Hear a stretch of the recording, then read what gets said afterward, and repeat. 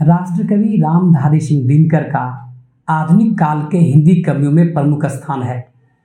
उनकी ओजस्वी वाणी युवा वर्ग का दिल जीत लेती है। वे राज्यसभा के भी सदस्य रहे। हर जगह उन्होंने अपनी अमिट छाप छोड़ी है। ऐसा कहा जाता है कि एक बार दिल्ली में कवि सम्मेलन हो रहा था। पंडित नेहरू भी वहां पहुंचे थे। सीढ़ियां चढ़ते समय उनके पांव लड़खड़ा गए। रामधारी सिंह दिनकर ने उन्हें संभालते हुए कहा कि जब जब सत्ता लड़खड़ाती है तब तब साहित्य उसे संभालता है।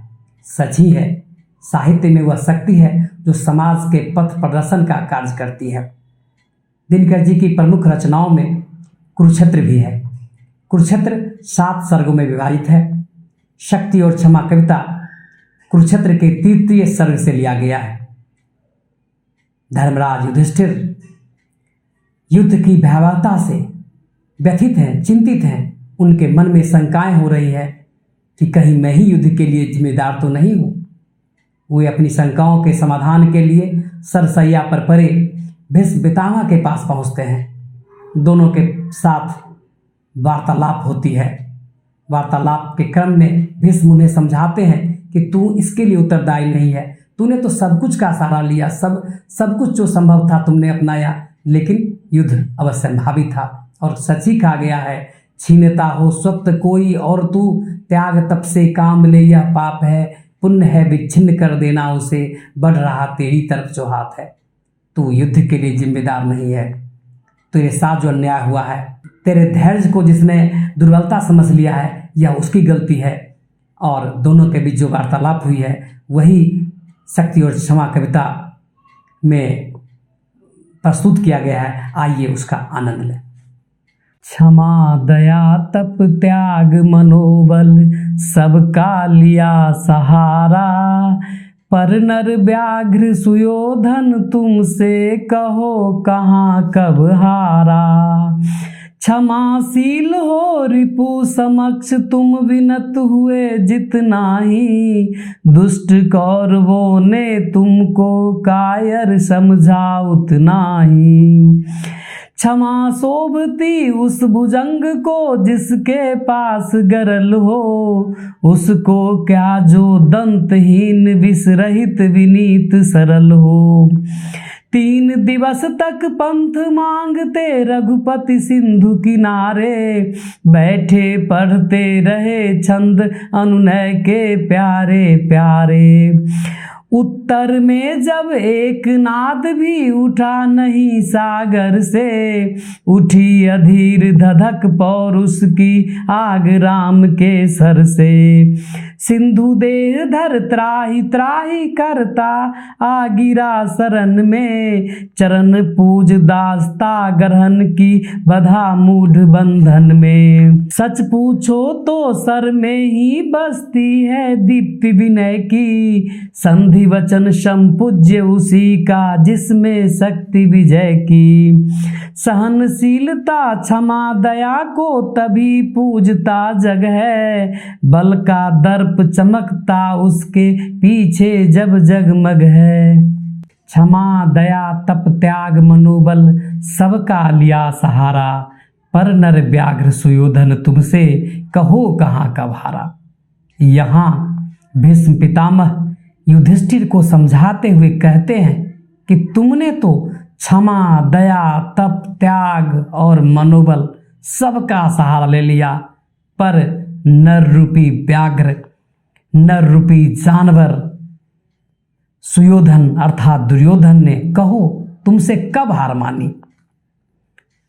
क्षमाशील हो रिपु समक्ष तुम विनत हुए जितना ही, दुष्ट कौरवों ने तुमको कायर समझा उतना ही। जितना तुम दुश्मन के साथ क्षमा बरते, जितना तुमने दुश्मनों के साथ क्षमा दिखलाई, तुमको उतना ही कौरवों ने कायर समझा। कहा कि डर से ऐसा बोलता है, तुम्हारी बात मानने को तैयार नहीं हुआ। सच ही कहा गया है, क्षमा शोभती उस भुजंग को जिसके पास गरल हो। अरे क्षमा तो उस सर्प को शोभती है जिसके पास विष हो, उसको क्या जो दंतहीन विषहीन विनीत सरल हो। और ऐसा सर्प जिसके पास विषदंत नहीं है, विषहीन है, विनीत है, सरल है, उसे कौन पूछता है? उसे तो हर जगह, उससे कोई डरता नहीं, उसे हर जगह तिरस्कार ही मिलता है। 3 दिवस तक पंथ मांगते रघुपति सिंधु किनारे। भगवान राम 3 दिनों तक समुद्र से रास्ता मांगते रहे। यह प्रसंग उस समय का है जब माँ सीता का अपहरण करके रावण लंका ले गया था और भगवान राम को आतताई अत्याचारी रावण पर विजय प्राप्त कर माँ सीते को वापस आना था। बीच में समुद्र पड़ता था, समुद्र के बीच से रास्ता चाहिए था। तो भगवान राम समुद्र से विनती करते हैं, 3 दिवस तक पंथ मांगते रघुपति सिंधु किनारे। 3 दिनों तक भगवान राम समुद्र से रास्ता मांगते रहे, बैठे पढ़ते रहे छंद अनुनय के प्यारे प्यारे। काफी आरजू विनती की, काफी प्रार्थनाएं की। उत्तर में जब एक नाद भी उठा नहीं सागर से, जब उत्तर में एक भी आवाज नहीं आई समुद्र की ओर से, उठी अधीर धधक पौरुष की आग राम के सर से। तो भगवान राम के धैर्य ने जवाब दे दिया। उनका पुरुषत्व जाग उठा और उनके बाण आग उगलने लगे। सिंधु देह धर त्राहि त्राहि करता आ गिरा शरण में। समुद्र देह धारण करके उनके शरण में आ गया।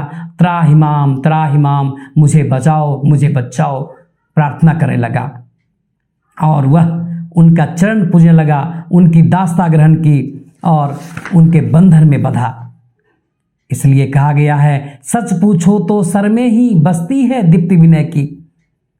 कवि कह रहा है यहाँ पर कि सच पूछो तो सर में ही बसती है दीप्ति विनय की, अर्थात बाण में, अर्थात शक्ति में ही विनय की दीप्ति बसती है। अगर शक्ति नहीं है, विनम्रता का कोई मोल नहीं है।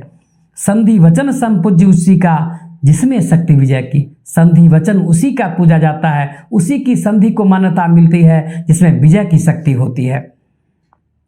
सहनशीलता क्षमा दया को तभी पूजता जग है। सहनशीलता क्षमा दया इन गुणों को तभी संसार पूजता है। बल का दर्प चमकता उसके पीछे जब जगमग है, जब उसके पीछे बल का एहसास हो, शक्ति का एहसास हो, तभी सहनशीलता क्षमा दया को संसार पूजता है।